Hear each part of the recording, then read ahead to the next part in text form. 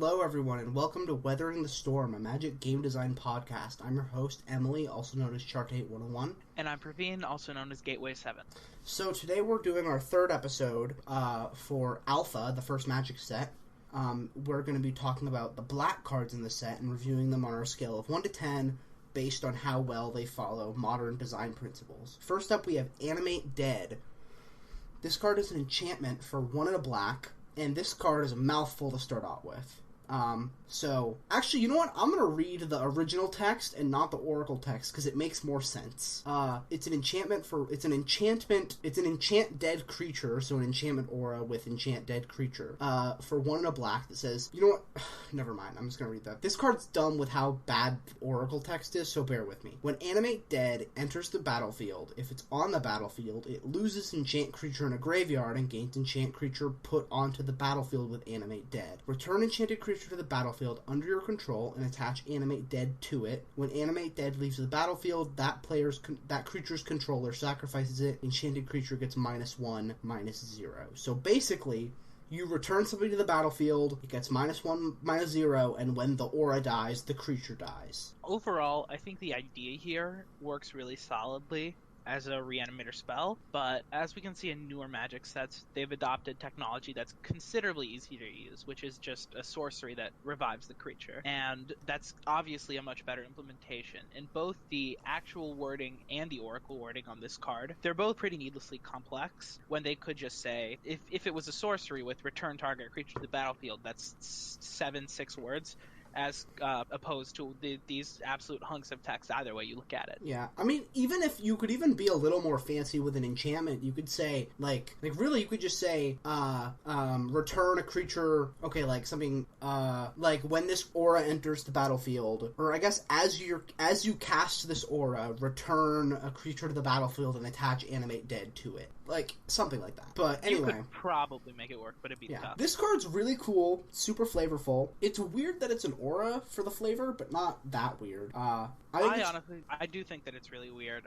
Just because, like, also the flavor seems to be referring to an action. I assume it's Animate Dead and not Animate Dead, because it could be viewed as an adjective. Oh, that's true. But if you look at it from the verb perspective, that would make much more sense as a sort. Yeah. I also think that I think it's cool. I think it's a cool thing that it revives a creature and makes it smaller. The card's really good, by the way. Too good. It's a very playable card. But I think that the idea of having it lose power is cool.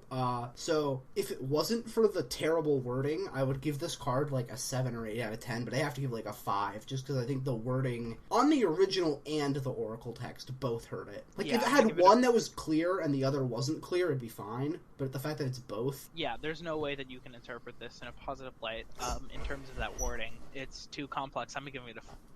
Yeah.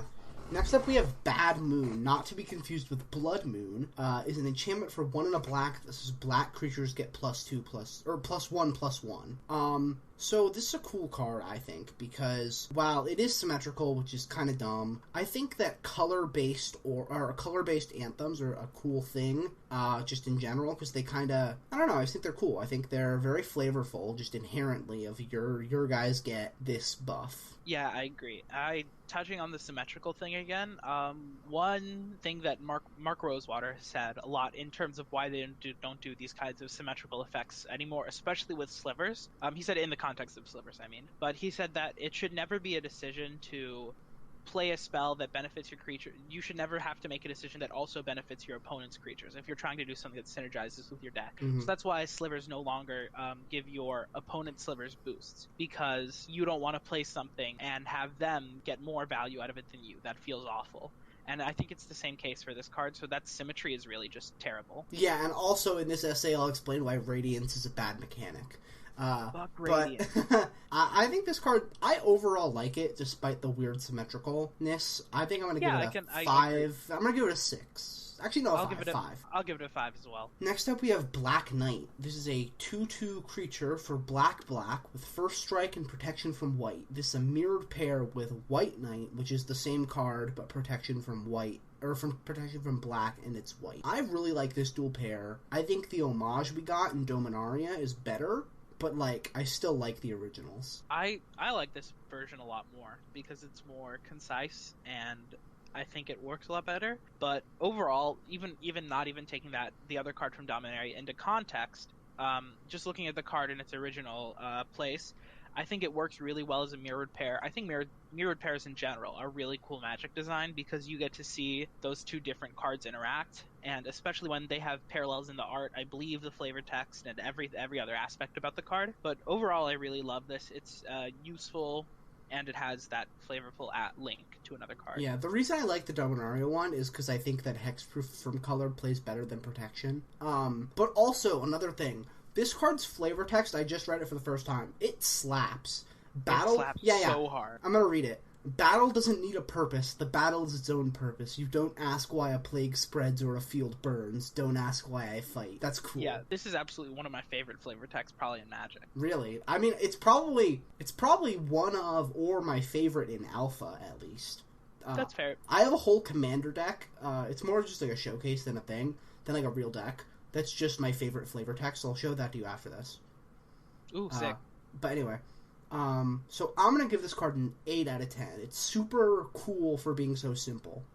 Yeah, I'd agree. I think I'd agree with an 8. I think that for a simplistic design like this, there are only so many ways that you can change that design.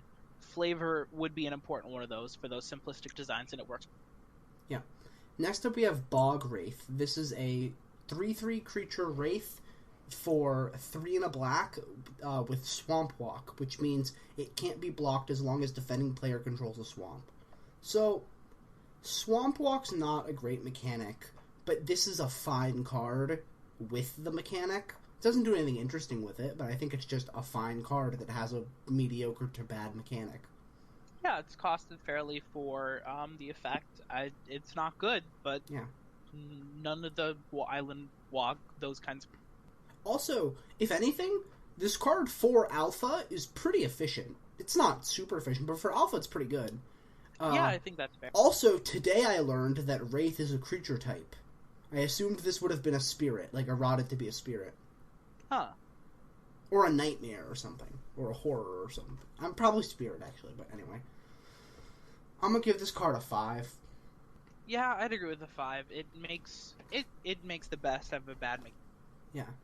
Next up we have Contract from Below.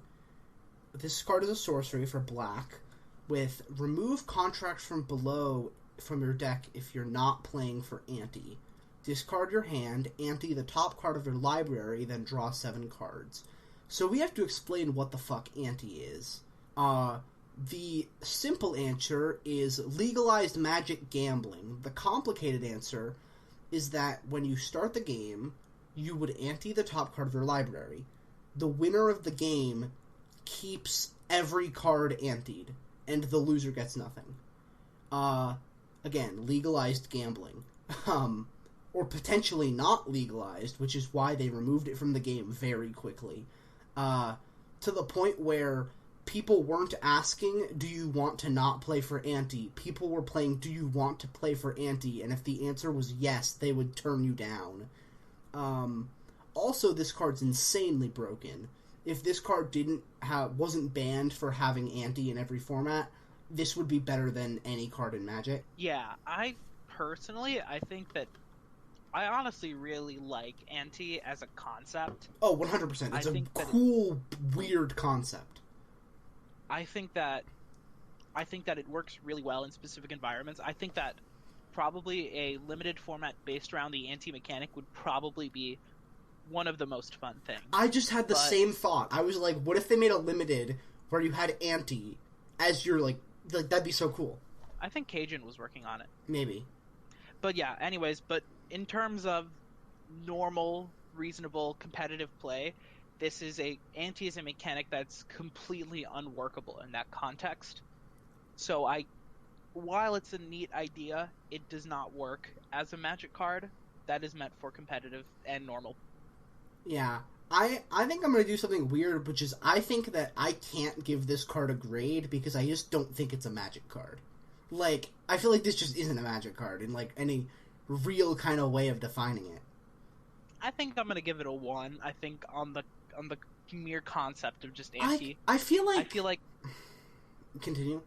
I I think I'm putting it in the same class as like banding for me, where it's like these are two separate mechanics. They're very different in the context that banding is a bad mechanic, not because of like it breaks the rules, but it's so complex Or people breaks don't the understand law. it.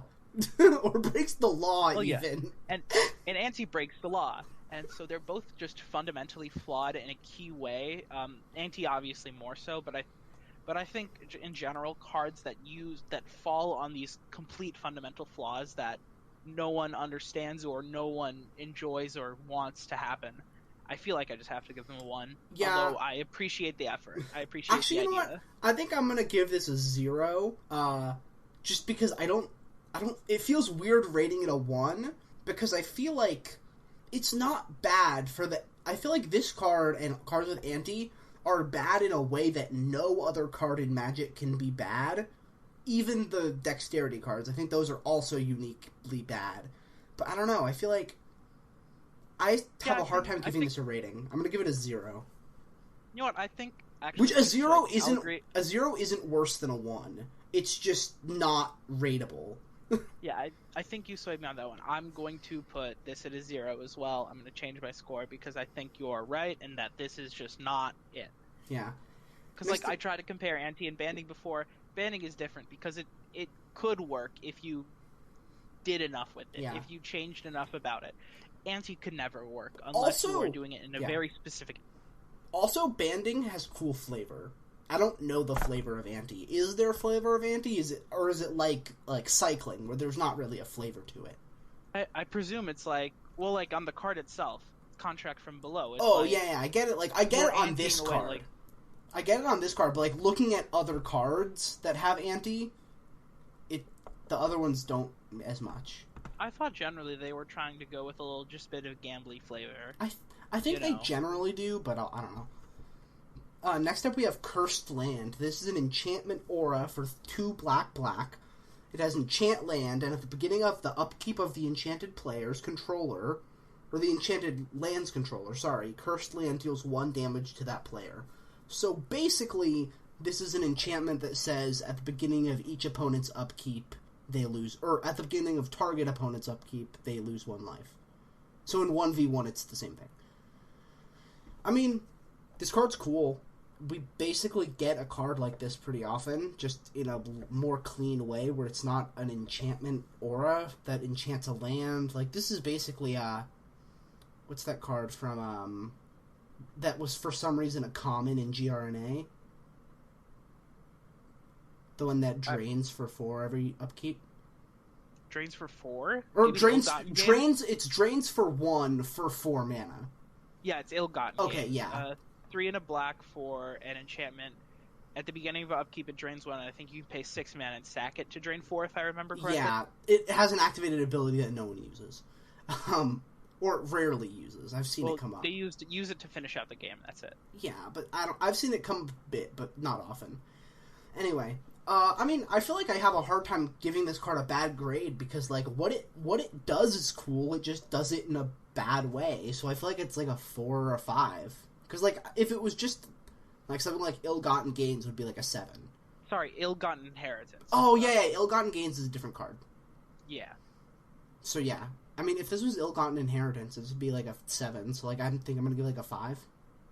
I'm going to give it a 6 here. I think that it is a worse card. It is worse designed than Ill-Gotten Gains, but I think the fact that you do add that, that being on a land, it does add some counterplay that I don't think is completely worthless. I don't think it's that good. But I think that there's some amount of interest there, and it works flavorfully. So I'm going to give it a 6. Yeah. Next up, we have Dark Ritual, which is an instant for black that says add black. So I don't know if this is a hot take, but I think that rituals are inherently not good design because I don't think you can do anything fair with a ritual. At least in most cases. There may be some exceptions, but I think that the rule is that rituals are bad design and there's exceptions. I mean, I would say that the use of Dark Ritual in its original use in Alpha, where you'd use it to power out of turn 1 Hypno Spectre, I don't think that's unfair. It's broken. Don't get me wrong, but it's not unfair in the context that people usually use it like unfair and fair magic. I mean, I think That's stuff that. like So fast mana that isn't like every deck has it, like Moxen. I feel like that stuff's kind of. I feel like non-universal fast mana is kind of in that unfair category. that's fair, I guess. But Pun intended. I'm personally not that opposed to ritual cards. I just think that Dark Ritual is too efficient. Mm. Like, obviously, it was a huge bane of the early day format. Got Hypnospectre banned, I believe. Yeah. I mean, I don't think that they're, like, terrible design. I just don't think they're great. Like, I think they're, like, I'm just gonna say, I think Dark Ritual's, like, I'm kind of on the border between a 3 or a 4, but I think I'm gonna give it, like, a 4. Okay. So now, one thing I think is important to note about Dark Ritual is that it is part of the specific boon cycle of the boon cycle. the boon cycle, which is it's a 1 mana spell that gave you 3 of some resource. Yeah. White did life, And preventing blue damage. did card, and preventing damage. For some Black reason. did mana, red did damage, green did power and toughness. And I think that normally we try to say that shouldn't come into, like, power level shouldn't be a topic of balance, but I think that in the cases of where the mana cost is relevant to the balance, you have to look at that. Mm-hmm. And in Dark Ritual, the mana cost is very relevant to the balance of the card because I think you mean to the design.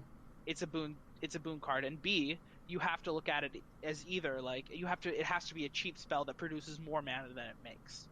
And I think because otherwise it'd be completely useless. Yeah. So that's an inherent part of the design. So I think looking at it from that kind of aspect, I would personally give it a 2 because you have to look at those factors. I will say, if I was Mark Rosewater doing his time travel article, I would tell Richard Garfield to have made this card drain for 3, because it would have still been very powerful, but it would have been powerful, like, in a kind of normal alpha way, right? Where it's just efficient. It'd be, like, comparable to Lightning Bolt, but it could only hit face and it gained you 3 life. I don't know. I think that'd be cool. Yeah. Although, I guess the argument there is that it's just a mix of the white and red ones. But anyway. It's like how black can get a lightning helix. Yeah, that always struck me as weird, but we're not talking about that right now. Next up, we have Dark Pact. Not even going to read it. It has anti. I'm giving it a 0. Unless you have something to say about it, then... If you have something to say about it, then we can talk about it. But, like, I don't have anything to say. I don't have anything too important. I just think that it's an interesting use of anti, where you get to... Okay, then I should read it then. You get to take a card from the anti, and then put a random card from your deck on top of your library. So if your opponent has accidentally antied something really good, you just get to straight up 3 mana, steal it, and it's yours forever. Yeah. Because I should read the card. Because it was in the anti. So this is absolutely a 0 for me because it abuses anti in a way where anti is already a terrible mechanic, and then you're abusing that function where it's like, even if your opponent would have won, you're still taking the best card from anti that they might have owned. Yeah, this goes from gambling to theft pretty quick. I should read the card. It's a sorcery for 3 for black. Remove it from your deck if you're not playing for anti. You own target card in the anti. Exchange that card with the top card of your library. Also, there's cards. What's the how much do you know is Black Lotus usually worth? Like top end? I'm not sure of the exact numbers. Okay. Probably in the 1,000. Okay, I don't think there's ever been I don't think there's a Magic card that breaks 10,000. But if there is, then this card can let you commit grand larceny, because that's at 10,000. But I also give it a 0. But anyway, next up we have Death Grip, was an enchantment for black. That says black counter target green spell. Okay. 1, Pie Break. 2, weird as an enchantment. 3, dumb color hate. This card's kind of a trifecta of bad.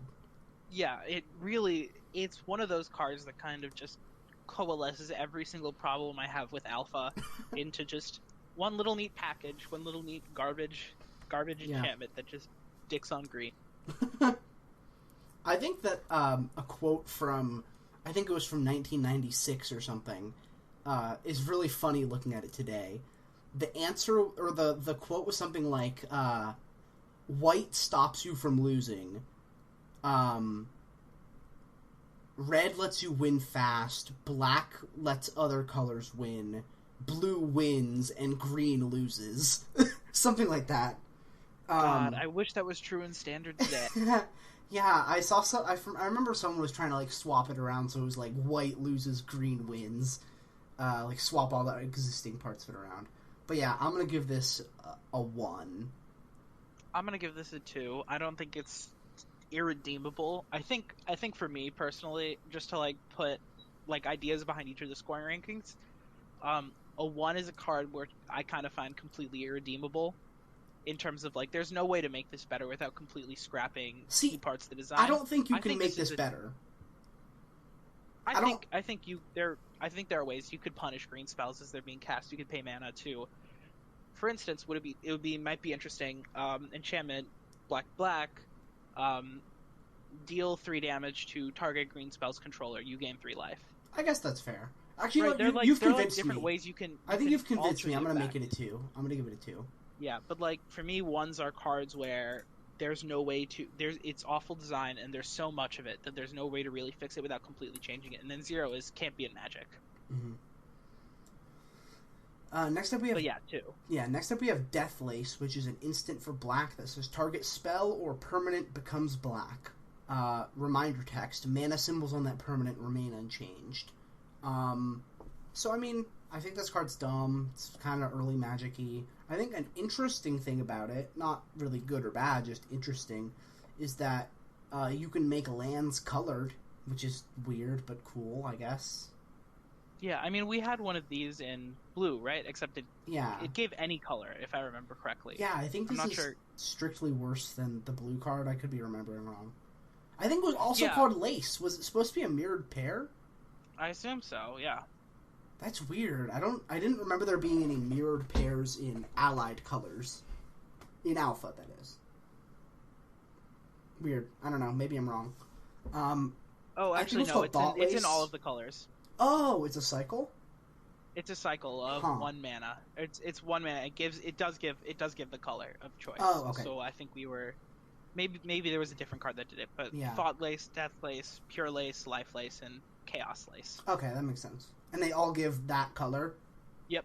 Okay, cool. I mean, I think this card's dumb. It doesn't do much. I'm gonna give it, like, a 3. Like, I don't know. I just don't think it does anything. But it's not offensively bad.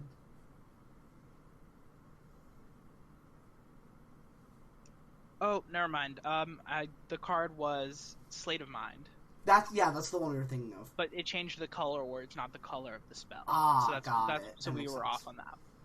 Makes sense. But yeah, Yeah. overall, this is not a good design. I'd give it a 3. Yeah. Or a 2. I'd give it a 2. Next up, we have Demonic Attorney. This is a sorcery for some reason.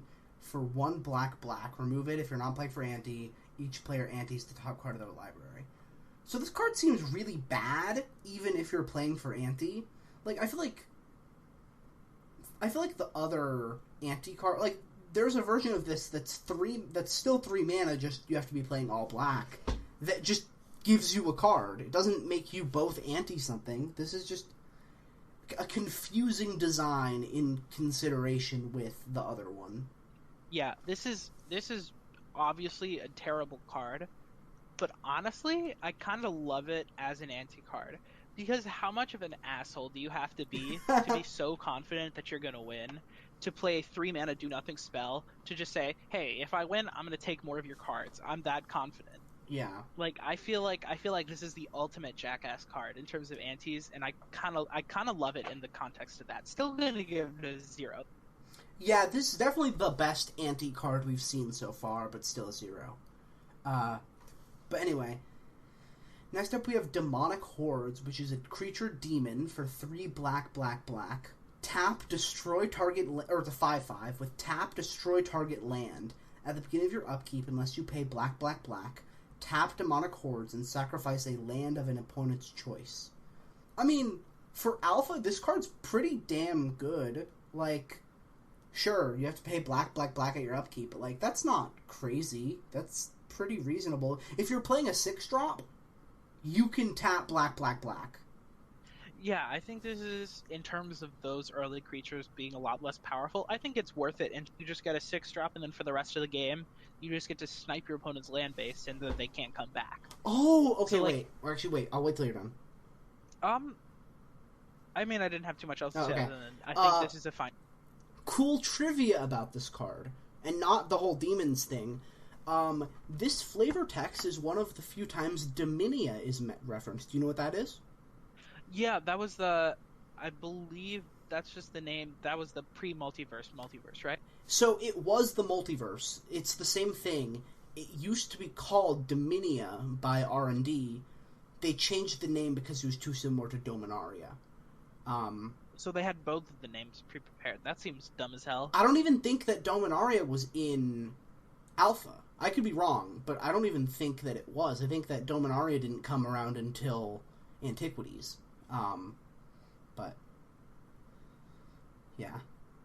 But yeah, overall, I think I'd rate this at like probably a 5. I think that it's a mediocre design, maybe interesting in terms of the land destruction, but I think the inherent problem here is that if you let this thing go off too hard, you sniped your opponent's entire land base, and that's not... Yeah. I think I'm going to give this a 6. I like it a bit better, so I don't really have any reason for why it's a 6 over a 5. I just kind of like it.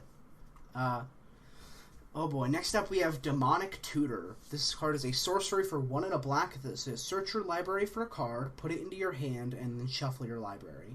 So the OG Tutor, the reason why black has tutors for like no reason, they should be in blue, in my opinion.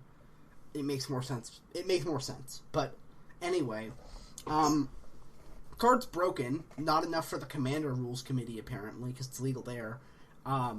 But I don't know. I mean, it's a cool card in terms of what it does. I mean, I think that the weird thing about tutors, right, is that if you're playing casually, this card is just another copy of whatever bad card you have in your deck, which makes it really cool in casual play. Yeah, I agree. I think that tutors, are some of my favorite styles of effects in Magic, just because of how nicely they scale to the level of play that you're on. Mm-hmm.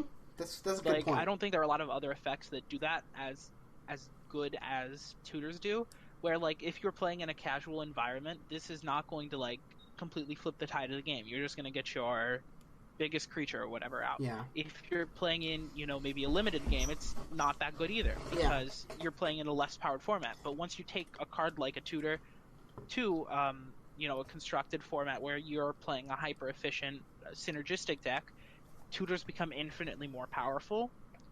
And so I think that tutors are honestly some of the best designed cards in the game, or have the best design concept in the game. Yeah.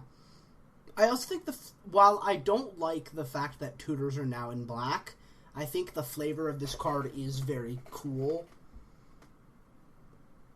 Even though I don't like the fact that it cemented black as the tutor color. I mean, I don't mind it personally. I think that they've always done it in a flavorful way, and they've always kept this. I really love this, like, dark knowledge, deal with the devil type thing that the tutors are trying to emulate. Mm-hmm. And I think most of them really go for that, really lean into that. I think it works for me. A flavor miss with it is that if it's a deal with the devil, there should be a downside, and there isn't one here. But I mean, I still like it. I think I'm going to give it a 7. I think I'd give it an 8. Makes sense. I'm just a big fan of tutors, and I might not rank them as highly in the future, but just for the original tutor, I think I got to give props to Wizards on. Yeah. Next up, we have Drain Life. This is a sorcery for X1 black. Spend only black mana on X. Drain Life deals X damage to any target. You gain life equal to the damage dealt, but not more life than that player's life total before the damage was dealt. the Planeswalker loyalty before the damage was dealt, or the creature's toughness. So what's this do? Yeah, this is really... I really thought the effect was just spend only black mana on that. Strain life deals X damage to any target. Yeah. You gain that much life. I did not think there was more to it. I don't know why, because I've seen the card before. I've seen the one art with the stupid Seafood Rent or whoever the hell. Oh yeah, I posted the... Wait, no, that's not Drain Life. Is it not? No, the newest printing of Drain Life was a Magic Online promo, and before that, it was Friday Night Magic 2002. You're thinking of a different card. I'm gonna check. I must... There's a card that does something similar. I don't know. No, I remember because I called it the other day.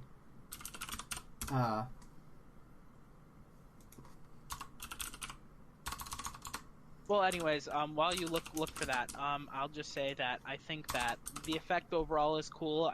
Consume Spirit. Consume Spirit. And it's the one you... And it's literally what you were talking about. It's this card without the dumb restriction. Oh, okay. So I was right. You were right with the wrong card, yeah. Okay. But yeah, overall, I think this card is a cool effect. Bad wording. Although the wording does make sense flavorfully, I think that the mechanical interpretation of it goes too far off the rails. As Mark Rosewater said, mechanics should be trumping flavor. Yeah. And this kind of makes it overly complex for a flavorful goal. I'd give it a 4. I'm going to give it a 4 for the same reasons. Next up, we have Drudge Skeletons. This is a creature skeleton for 1 and a black. It's a 1/1 with black regenerate Drudge Skeletons. So I'm just going to get this out of the way. Regardless of how good I think the design is, and I have some things to say about the design, I love this card. This is my favorite art in Alpha. I love the art of Drudge Skeletons, and I don't know why. I think it's just cool as hell, and also really funny. I appreciate that he only has one arm.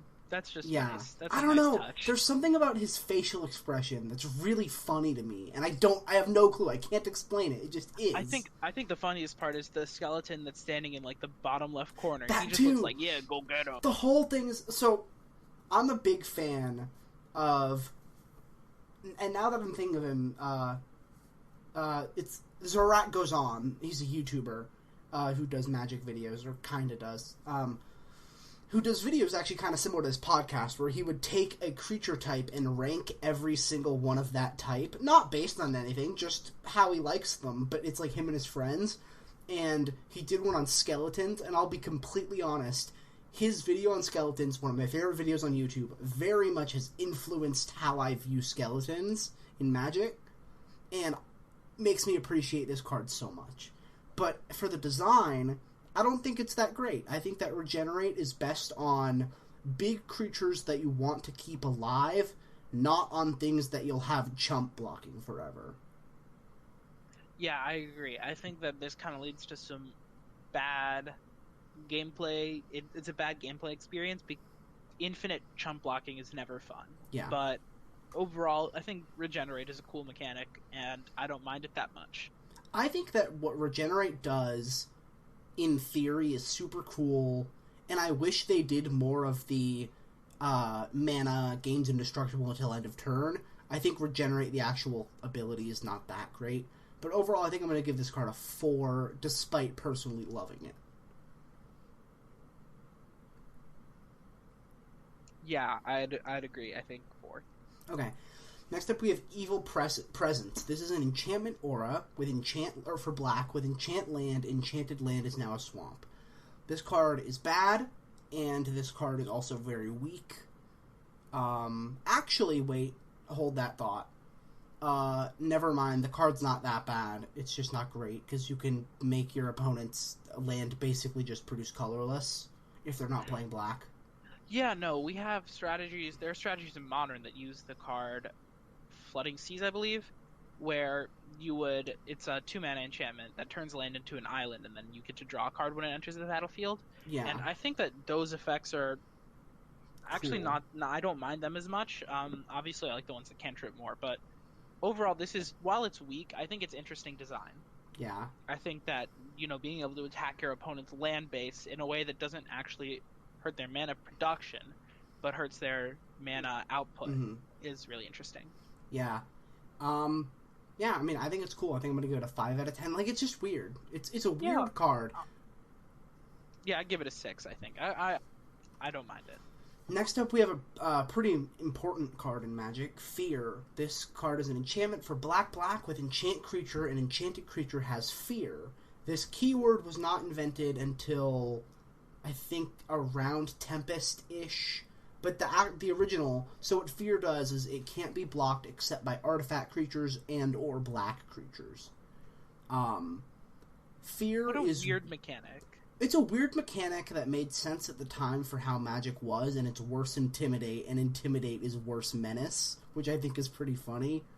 I think Intimidate is just different Menace, but I don't like it. It's worse from a design perspective because they replaced it with Menace.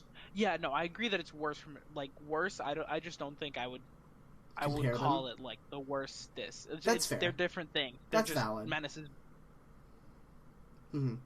But yeah, overall for this card, I don't mind it that much. I mean, it's an unblockable type of effect, and it's something that you'd expect from Alpha with it being oddly color focused. So it works better in the context of the set. I think I'd give it a 5. I also will give it a 5, but I like Fear the card way more than Fear the mechanic because of the fact that it's a one-off thing.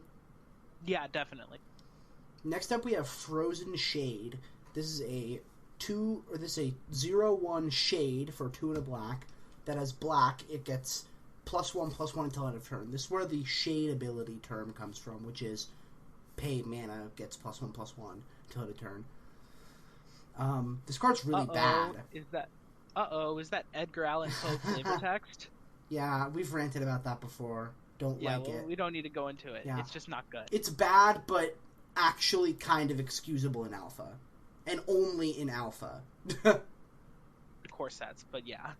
To me, not core sets, because even if a card in a core set could have a flavor text not like from a real world person, it's still on a card that's supposed to be on a canon Magic plane.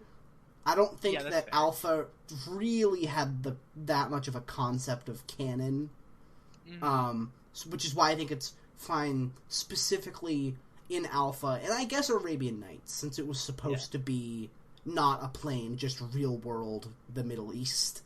I guess we can agree to disagree on that. Yeah, that's fine. But overall, for the card itself, it's mediocre. I think I'd say. The Shade ability is pretty strong, considering that. Sure.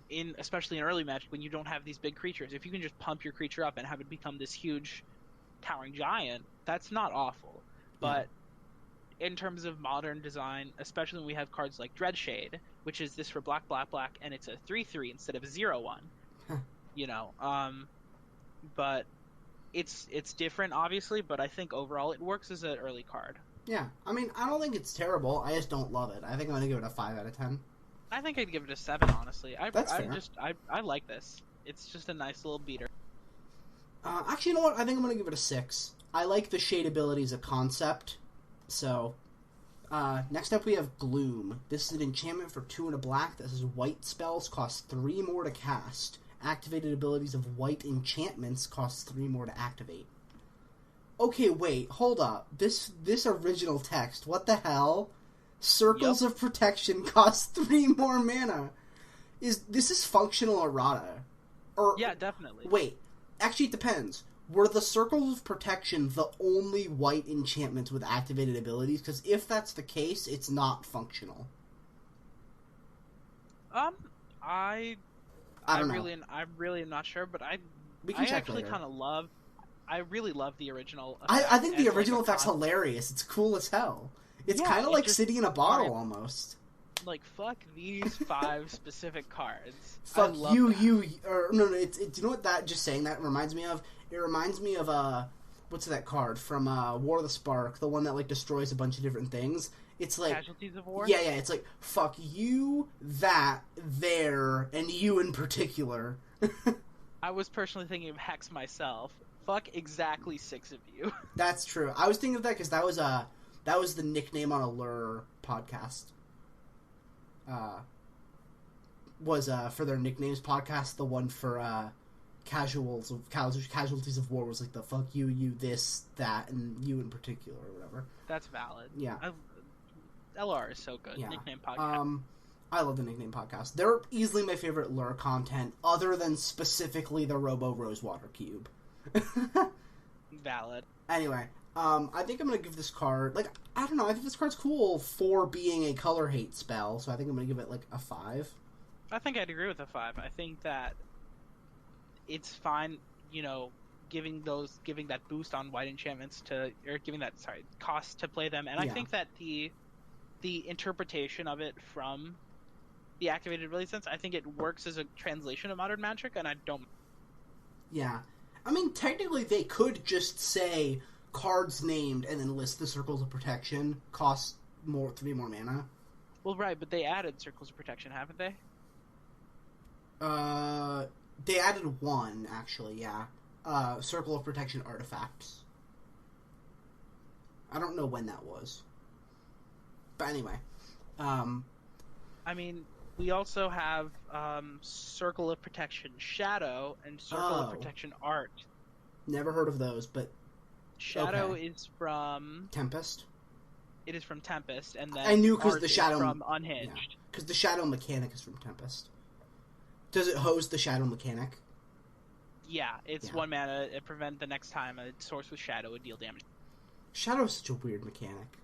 Yeah, and then Circle of Protection Art, 2 mana. The next time a source of your choice when it enters, you choose an artist. Yeah, I know what that one is. To prevent damage from an artist. Yeah, I will say this. And then bounce it for 2. I will say this. Shadow is just worse horsemanship from a design perspective. Horsemanship's dope. Anyway, next up we have... We will get to Portal 3 Kingdoms. It is... I may be the only one, but it is on my personal list of sets I want to cover on this podcast. I unabashedly really, really like Portal 3 Kingdoms as a set, and I think it is better than the average Magic set from when it came out. Fuck horsemanship.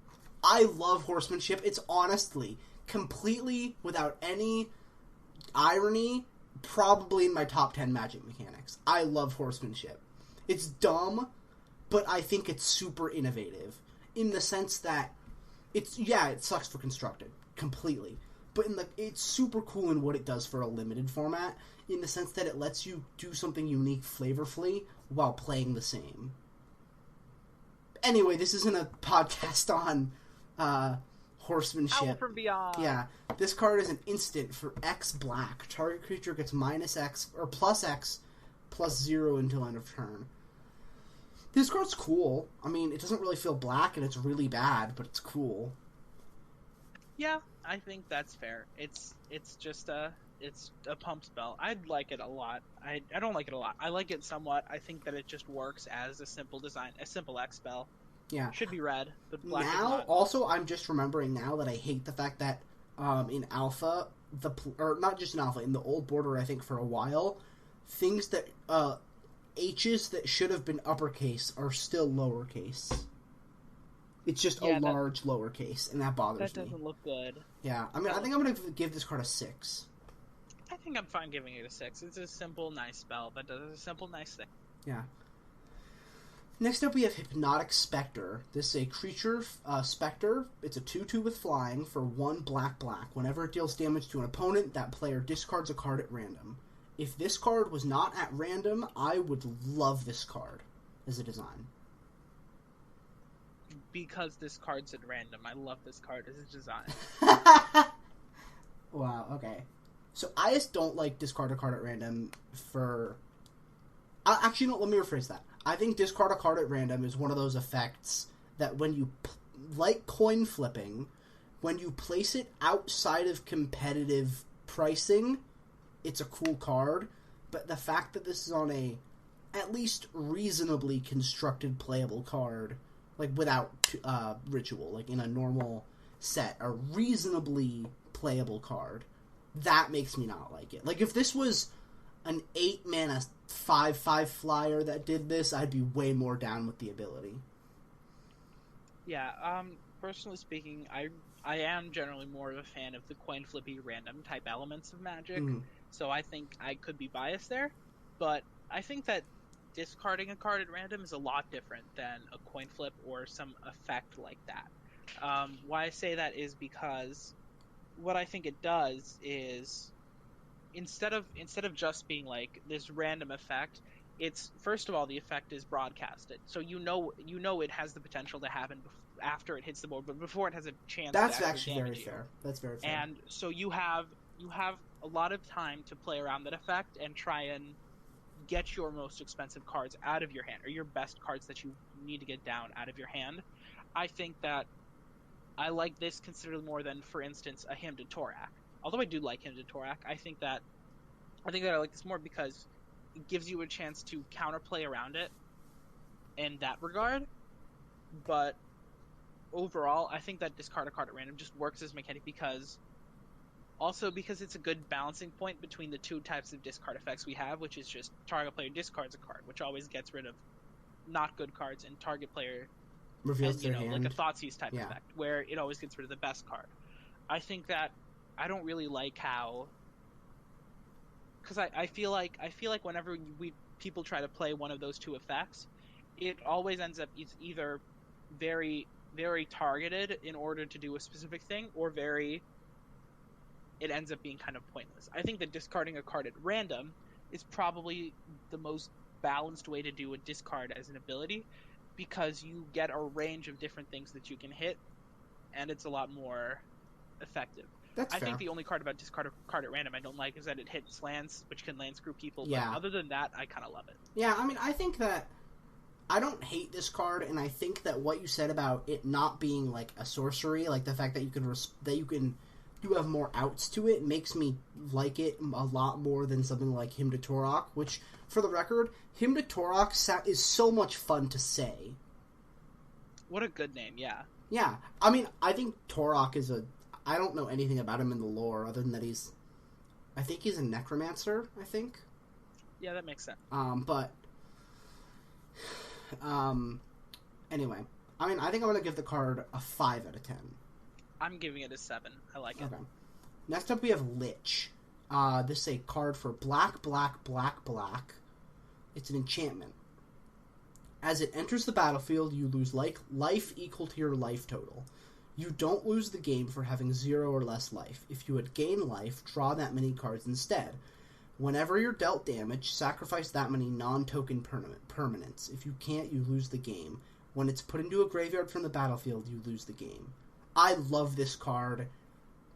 It's so cool.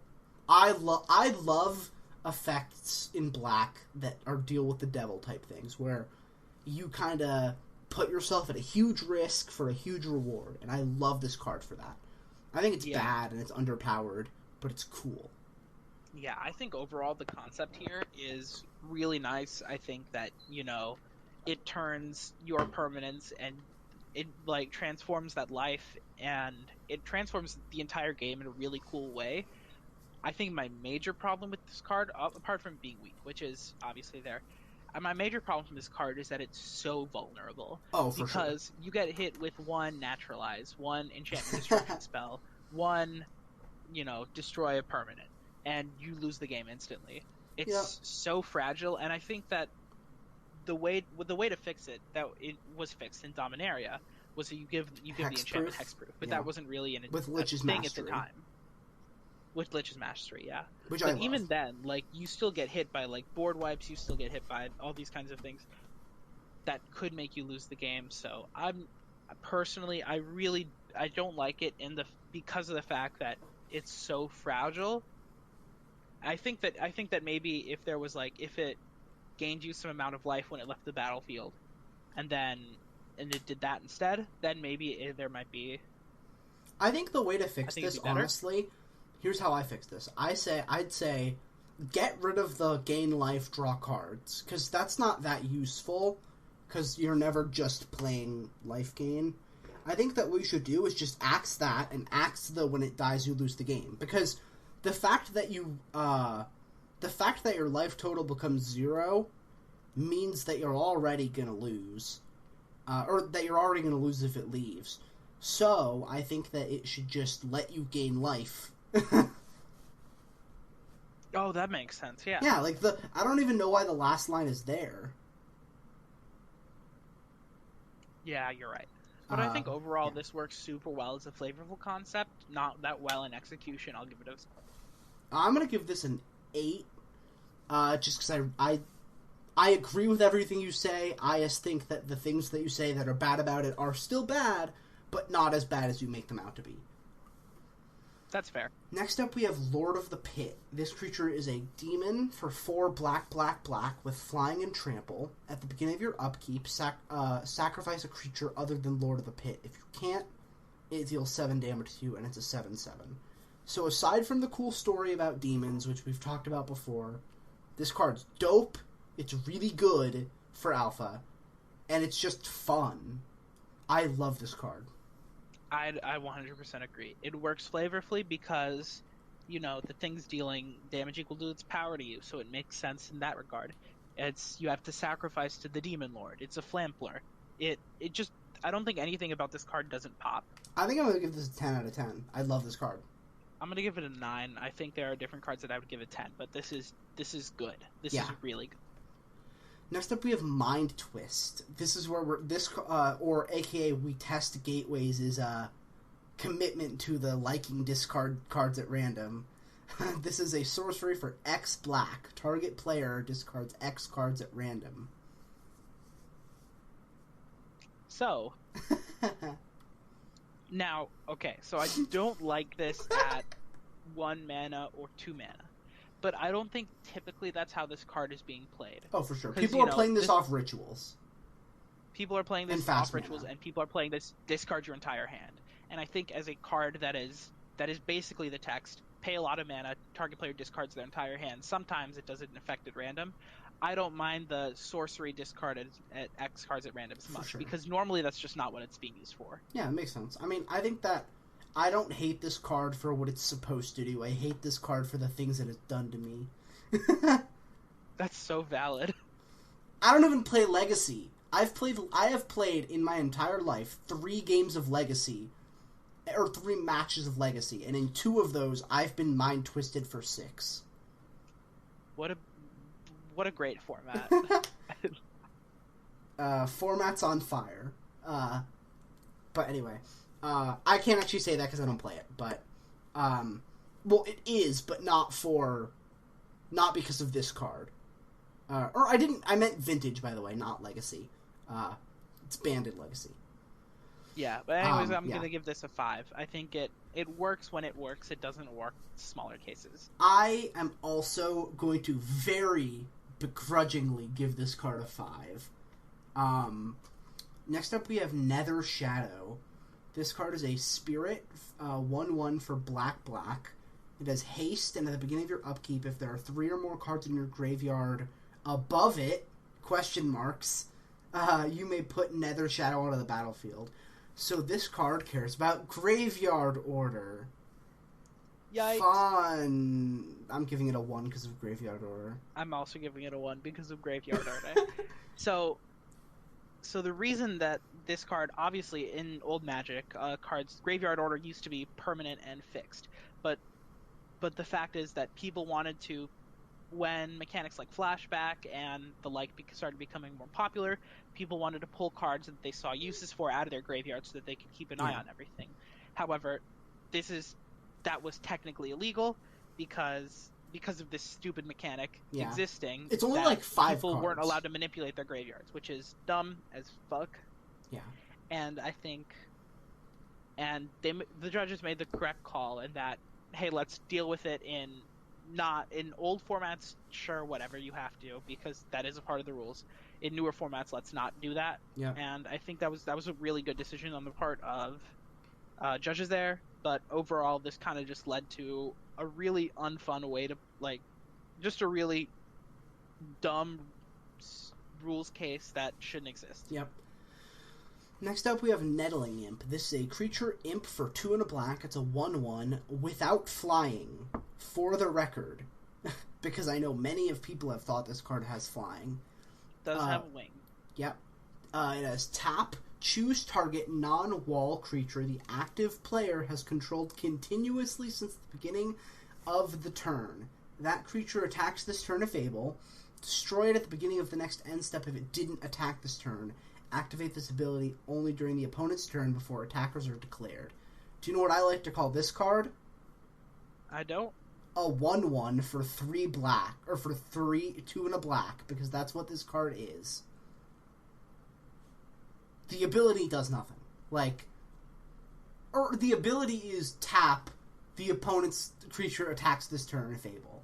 It has nothing to do with the, you can blow up a defender that's not a wall, but, that's not happening, really. I don't know. I hate this card on a lot of levels. I also don't like that they didn't change it to defender, because We've probably talked should about be that, yeah. defender. Yeah. Yeah, because if I think if Magic wanted to, if you want to make the switch from wall to defender, fine, commit. Yeah. I'm gonna give this a 3 because it's not offensively bad or anything. It's just dumb. I hate that it doesn't have flying. I'll give it a 3 as well. Yeah. Next up, we have Nightmare.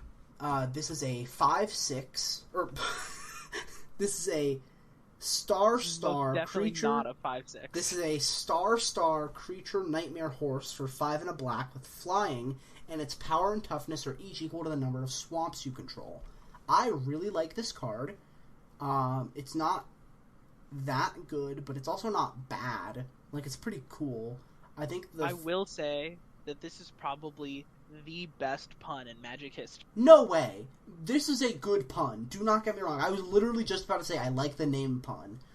It is nowhere near the best pun name in Magic. I can't think of a better one off the top of my head because I don't know that many. But I can guarantee there are better ones. Anyway. I might be biased here because this was in M15 and that was one of the first sets I played. Oh yeah. But I also played M15 as one of the first sets I played, and I do not remember this card. Yeah, well, maybe I'm off on that one. No, no. I just looked. It is in M15. I just don't remember it. Okay, yeah, but this was one of my favorite cards in those decks. I would play. It would be the top end of that mono black, and I thought it was hilarious that it was named Nightmare because it was a mare, and I really appreciated that as a 13-year-old. I have no idea. But that sounds right because I was an 11-year-old. Mm-hmm. Also, I probably would have liked this card at the same age because that was also the beginning of my brony phase. Oh yikes! So I probably would have liked it even more. But anyway, I like the card a lot. I think I'm gonna give it a 7 out of 10. Honestly, I'm gonna give it a 9. I just really love this effect. I really love that it scales with your swamps. I love that it's kind of an efficient creature in casual play. Actually, you know what? Sorry, continue. Yeah, I think overall everything about this card works for me as in terms of casual. Yeah. I think I'm actually going to up mine from a 7 to an 8. The thing that kind of busted up for me is I forgot how much I like the fact that black is the color that counts its lands the most because of the fact that while not always the case in practice, the idea is that black should be the color that cares the most about monocolor because it's the most isolationist. Yeah, I agree.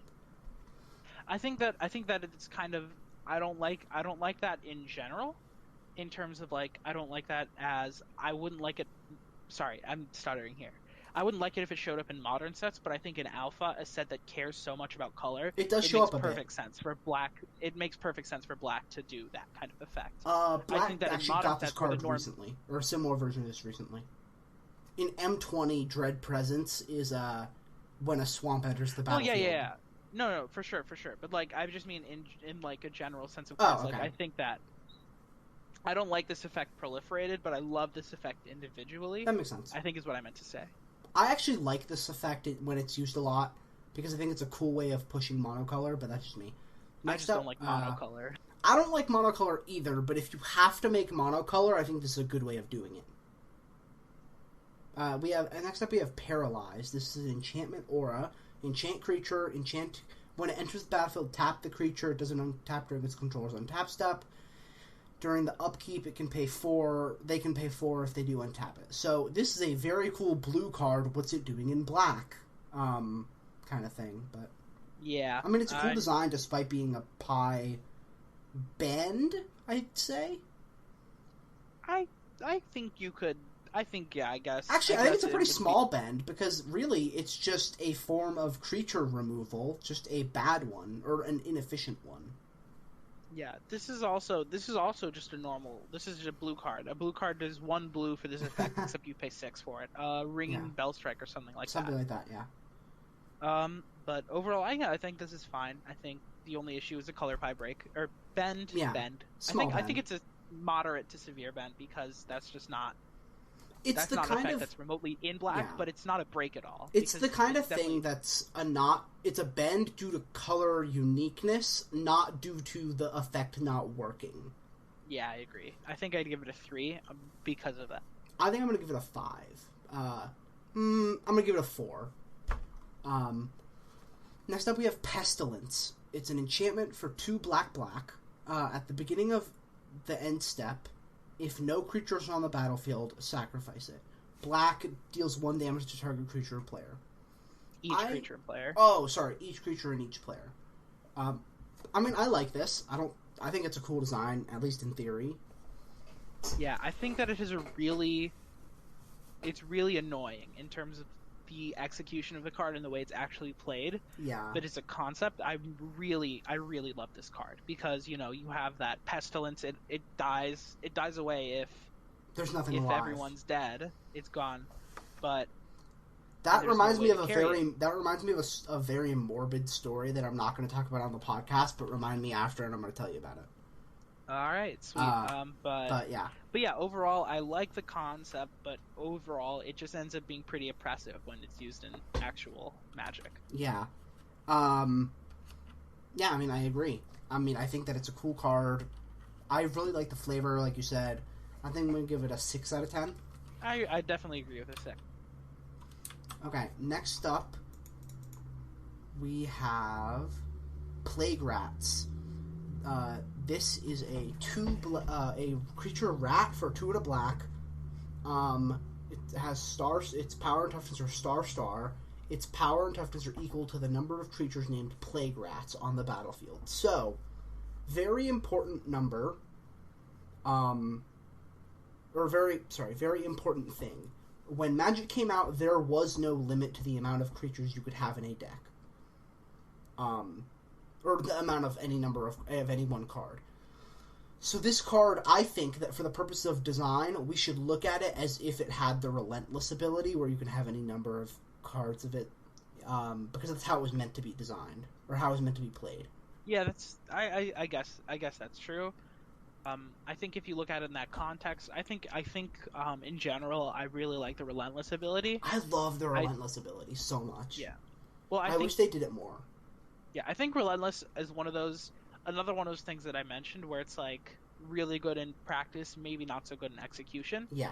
Because it ends up making gameplay very samey, which, as we've seen with Companions, repetitive gameplay, not fun. I will say my favorite example of them is I love Persistent Petitioners. My favorite would have been Shadowborn Apostle. I think that I would love that card more than Persistent Petitioners if I've played it. I just haven't played as it. I haven't played it either, but I think overall as a concept, I think it works a lot better than any of the other concepts, because what it's reliant on is you putting other cards things, in your yeah. deck. I definitely think it's the best designed. Maybe not the most fun to play, but definitely the best designed. Yeah, no, definitely from that context, because then the game is not focused on let's play as many of these as possible and then a win with attacking by them. Because then your gameplay is focused on how can I get this Griselbrand down. I was about to say it's Griselbrand.deck. Yeah, but I think also Persistent Petitioners is pretty good. I especially like the Advisor Tribal. Yeah. But overall, I think this is a really good start to that. Really good beginning to that kind of thing. Yeah. Yeah, I mean, I think I'm going to give it a 7. I definitely agree with a 7. Next up, we have Raise Dead. This is a sorcery for black. Return target creature card from your graveyard to your hand. This is an effect we see all the time. It has been strictly bettered for a while. I think the most strictly better version we've gotten at common is Omen of the Dead, which is an enchantment with flash that does this, and also you can sack it for 3 mana to scry 2 from Theros Beyond Death. Yeah, I think overall it's a good effect. It does what it says in the tin kind of card that we see a lot in Alpha, and I like it. Yeah. Yeah, I mean, I think I'm going to give it like a 7 out of 10. Yeah, definitely 7. Next up, we have Royal Assassin. This is a creature human assassin for 1 black. It's a 1/1. Tap, destroy target tapped creature. I really like cards that destroy tapped creatures, and this is no exception. I think this is super cool. It's super flavorful. So I don't know. I just really like this card. I think it's a cool design. Yeah, I definitely agree. I think that it works especially well in a format where, although vigilance isn't keyword, you have a couple of cards that are pseudo vigilance. Serra Angel Key among them. I think Serra Angel's the only one. And I think, is it? I think there's 2. I think there's 2. Whatever. Yeah. But yeah, I think that it works. I think that it works really well I think that it's grown into Modern Design a lot more than it was the best in the set. Yeah. I think, opposed to a lot of cards in the set. I think that, but overall, it is a really interesting gameplay because you have to evaluate, is it worth it to attack with this creature if it's going to die? How much do we have to alpha strike for how much, and all that kind of thing. I think it really makes gameplay interesting. Yeah. So I'm going to give it an 8. I think I'm going to give it a 7 just because of the fact that it can get a bit oppressive, but not that much. I think the difference is that it's only a 1/1, so... For sure. It's easy to remove. So, yeah, very easy to deal with. Keep locked down if you're in blue. All those... Yeah. Next up we have Sacrifice. This is an instant for black. This has an additional cost to cast it, sack a creature. Add an amount of black equal to the sacrifice creature's CMC.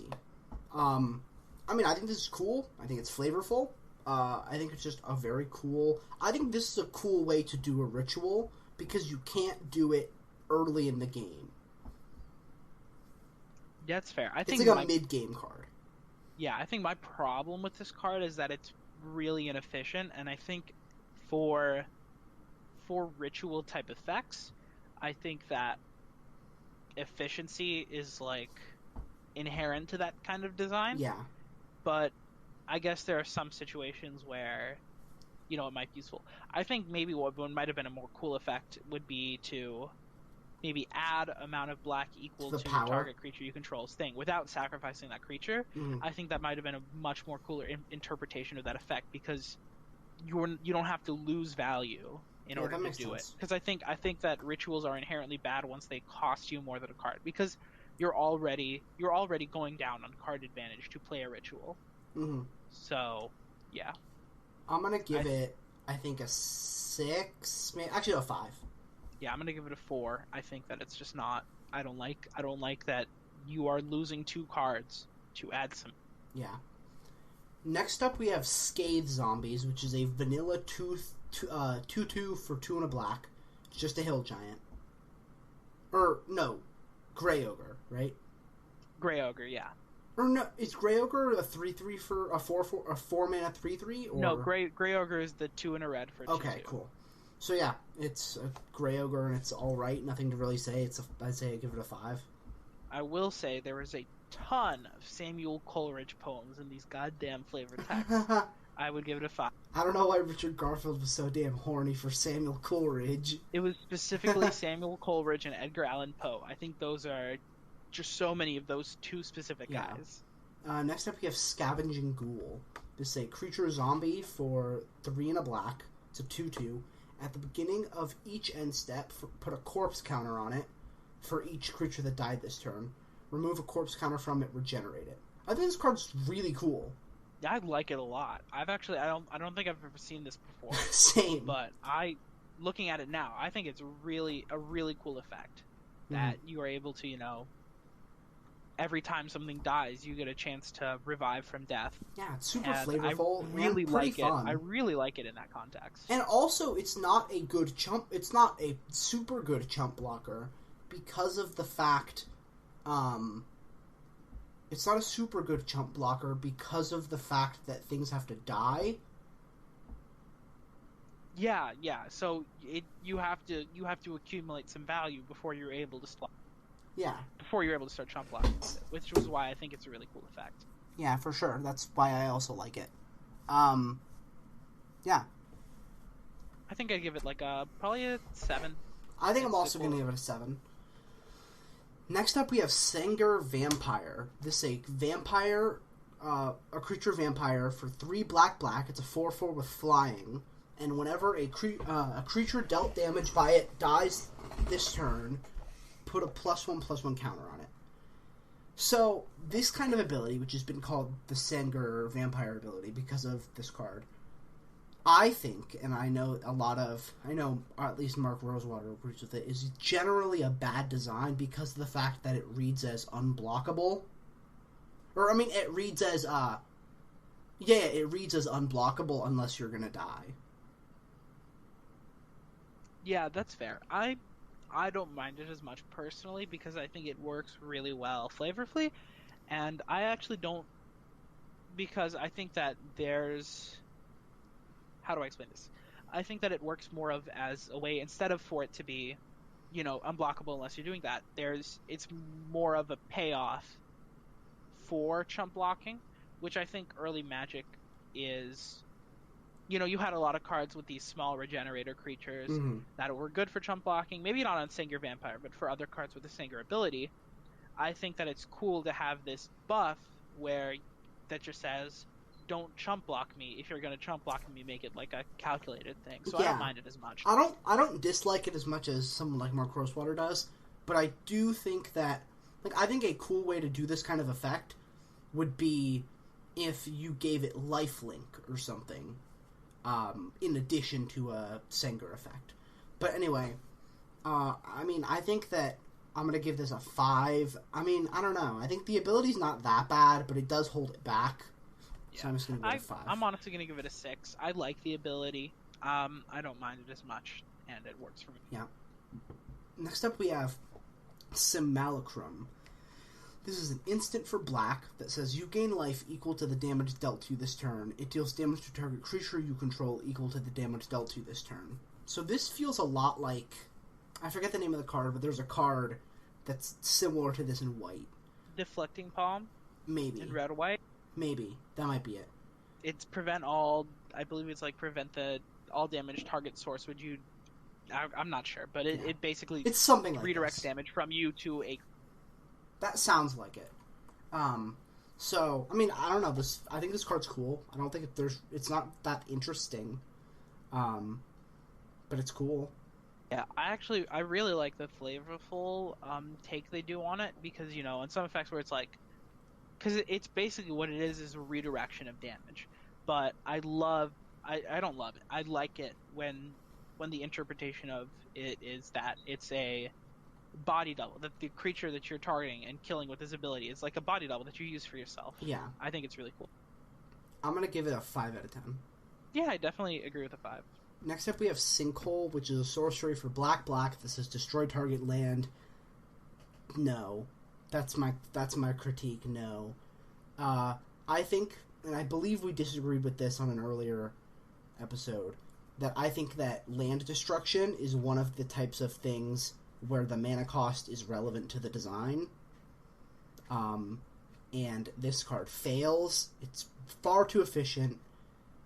And because I take that into account for land destruction, I'm going to give it like a 2. I don't, personally. Yeah, and that's valid. You don't have to. I completely get that. Yeah. No, I think we have different interpretations of this kind of effect, but design-wise, this is... Yeah, it it's is just a land destruction effect. In black, it's weird in black. I think that's honestly like my problem with it. It's secondary in black. We've seen a little bit of black destruction, but it just feels off. Actually, is it secondary or tertiary? It's one of the two. Yeah, we can look it up later. But overall, I generally just think This is fine. I have no problems with the design of it. Yeah. I think I will that land say, destruction. actually, never mind. I think that land destruction is a tool that colors should get more often. I dislike. I mean, this doesn't really go into the card because it's not mass land destruction, but I dislike how Commander has made people unwilling to play with mass land destruction in that regard because it's kind of because it's Unfun. like some of the only tools that white and red get to have a chance to maintain card parity, Yeah. and it's part of the reasons why white and red are shit in Commander. But Yeah. overall, I don't mind this as much, so I'd just give it probably a 4. Okay. Next up, we have. What you're saying? Yeah, it's just a boring effect, but all right. Next up, we have Terror. This is an instant for 1 and a black. Destroy target non-artifact, non-black creature. It can't be regenerated. So before we had Doomblade and before we had Murder, Doomblade. Before we had either of those, this was the black destroy target creature. And it's cool. I don't like non-black as a rider. I actually like the non-artifact thing because it's not really color-based. It's like artifact-based. But, I mean, I don't think it ruins the card. Like, I think it's still... Excuse me. I think it's still a cool card. Yeah, I definitely agree. I think that definitely, for sure, I agree with. I like non-artifact. Well, I don't like non-artifact necessarily, but I don't mind non-artifact as much as you do non-black. But the one thing that I dislike about the card is that the reason that it doesn't do black, I think, and artifacts is because it's a fear-based effect. Yeah. Terror. Black creatures wouldn't feel fear, and then artifact creatures are robots that don't feel fear. Robots who don't feel fear. But I think the problem with this card is it set a precedent for black spells in the future to not target artifact creatures or not target black creatures. Yeah. Which I think is really bad precedent. That is not on this card though, and I do really like. I'm just a big fan of removal. I think that efficient removal. I will say that I think for removal, when it's efficient like this, the mana cost does matter because that efficiency is a part of the card. You actually said the thing. You said the opposite in one of the previous episodes. Did I? I mean, that's fine. I don't think that's a bad thing necessarily. I think it's just your views have changed, but I'm pretty sure. No, okay, it may be different because you said it in regards to counterspell, which is different. Yeah. Okay. Actually, no. You know what? No. I'm gonna change back what I said. That is, I'm not gonna take mana into account for this. I need to stick to that. So. Okay. I mean, I think it's fine. I think it's fine. I should probably stick on it though. I kind of just say whatever to support my arguments. We're gonna stick to it. Mana cost doesn't matter here, and but I like destroy. I like destroy effects. I like creature destruction. It works well. It's a simple card, but it's good. I'd give it a 6. I'm gonna give it a 5. I think I take into account the non-black rider more than you do. So. Next up we have Unholy Strength. This is an enchantment aura for black that says enchant creature. It gets +2/+1. This card's cool. I mean, it's a basic aura. It gives a moderately appropriate black buff, so I don't know. Yeah, any card with a pentagram of the artwork burning is cool for me. Yeah. I'd have no idea how they managed to get early magic printed. Like, how did they allow... It was before it kind of came right before the big anti-demon craze that started in the mid 90s. If this card wouldn't exist if Magic came out 2 or 3 years later. Yeah, that's fair. But anyway. But overall, I think it works pretty well. Yeah, just a nice buff. I'd give it a 6. It's good. Yeah, I mean, I think I'm gonna give it a 6 as well. Next up, we have Wall of Bones. Or Bone. This is a creature skeleton wall, which is an amazing type line. For 2 and a black. It is Defender, it's a 1/4, and you can pay black to regenerate it. I do not like this kind of regenerate effect on but on a defensive creature, but I do think it's better than Drudge Skeletons because it's not 2 mana, it's 1 or 3 mana. So... I think that this effect is worse than Drudge Skeletons in my opinion, because at least with Drudge Skeletons you have option to attack with it, and you have the option to play chump blocking with it. Actually, For that's this fair. I card, agree. it sits down and it tells you the only way you can play this card is as a repeated chump blocker. So you just leave a black mana up and it just chumps for the whole game. And Yeah. I really just don't like that as an effect. Yeah, I actually agree when you put it that way. I'm gonna give this a 4. I'm gonna give it a 3 because I think we gave Judge Skeletons a 4. Maybe. I don't remember. Actually, no, I think you're right that we gave it a 4, but I think that their Drudge Skeletons is slightly better, but it's not by much, so. Next up, we have Warp Artifact, which is a enchantment aura for black with Enchant Artifact. At the beginning of the enchanted artifact's controller, it deals 1 damage to that player. Basically, it's just Curse Land, but the thing is relevant here. Yeah. Instead of it being a land, it's an artifact. Yeah.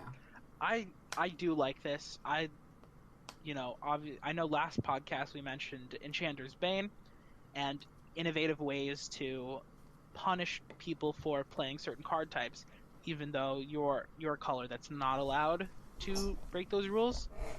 And I really like those types of effects, so I think Warp Artifact works really well, in my opinion. Yeah, I agree. I would give it a 6 out of 10. I think I give it a 6 as well. Okay. Next up, we have Weakness.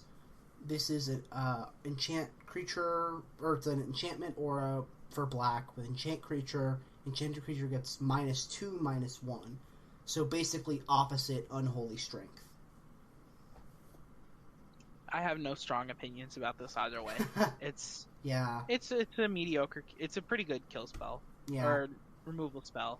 You know, we see better versions of this in Deadweight in the future, but which is actually kind of surprising that it's only a one toughness difference, and that makes it playable, especially in a format where typically considered very bad Magic cards, except for the few broken ones, obviously. Yeah, I agree. It's pretty reasonably costed. I'm gonna give it a 5 out of 10. Yeah, sure. Next, we have Will-O-the-Wisp, which is yet another.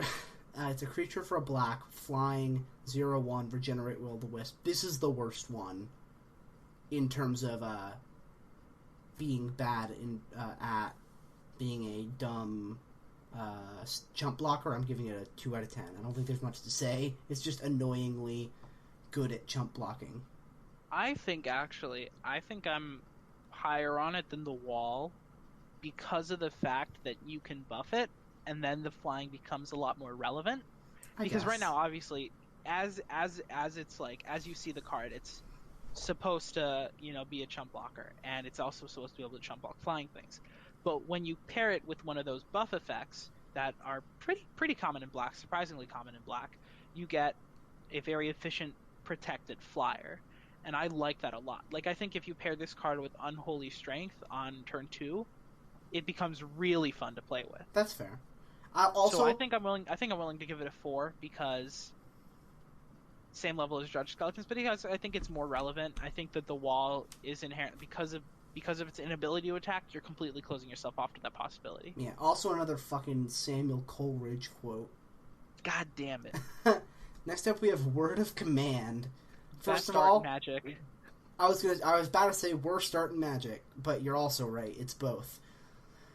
The eyes. Word of Command is an instant for black that says look at target opponent's hand and choose a card from it. You control that player until Word of Command finishes resolving. The player plays that card if able. While doing so, that player can activate mana abilities only if their lands that player controls and only if the mana they produce is spent to activate other mana abilities of lands that player controls and or play that card. If the chosen card is to cast a spell, you control the player while the spell is resolving. I tried to do that in one breath and could not. Yeah, so you take a breath, I'll talk for a second. Overall, this card is a pretty sick idea. I generally love black stealing spells as a mechanic. I think that it works super well, especially in modern sets with stuff like Gonti. Gonti is one of my favorite cards. I think that it works super flavorfully for black, and it works well as mechanical gameplay. And Word of Command, while it is needlessly complex, I think that that's the only way to do the card in a way that isn't inherently bad. So I think I'm willing, even though it's pretty complex, I'm willing to give it a little more leeway because I really like what it does. Yeah. I agree, and I'm going to give it a 6. Yeah, I think I'd agree with a 6 as well. Okay.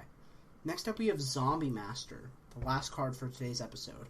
This is a creature zombie for 1 black. It's 2/3. Other zombies you control have Swamp Walk, and other zombies you control have... other zombie creatures have Swamp Walk, and other zombie creatures have black, regenerate this permanent, which includes the opponent's zombies. So, other than the dumb symmetrical thing, which we've talked about, I think lords are cool. And this is a cool lord. I will say, I really don't like the pairing of having that symmetrical effect and Swamp Walk, because you are in a black deck. You are playing with swamps. That makes that Swamp Walk become unblockable. Yeah. Which is a lot more relevant. Although, if your opponent does have zombies, they are also playing black. Which basically means that if this card is relevant at all, it basically just gives both players boards complete unblockable, which I don't like. Which I think is extremely funny, actually, because it makes the regeneration part useless, because no one's blocking. Oh, you're right. Actually, that makes me hate this card, kind of. I mean, I still like it, but that really bothers me about this card, actually. Yeah, when the card's turned on, it's probably not useful at all. But I guess it is relevant if you're not playing against an opponent and you just have that regenerate ability. If you're not playing against a black opponent, but for sure. Otherwise, this is in the mirror match. This is an awfully designed card, and I think outside of the mirror match, I think it's a funnily awful designed card. Yeah, I think that's fair. I like this card overall, and I honestly think the mirror match thing's kind of cool. Like, it's a cool... I think that it makes the match play out in a very unique way. I mean, true. I also think... I don't think it'll be fun to play more than once. I think casting Warp World every turn also makes a unique game. It does not make a good game. That's fair. I don't like it. That's very fair. I think I'm going to give this a 6. I think I'm going to give it a 4. Okay, that's fair. A low 4. So, that is the end of today's episode of Weathering the Storm. Make sure to like this video, leave a comment, and subscribe, because we're going to have another one in the next week or so. Thank you so much for listening. Yep. Bye.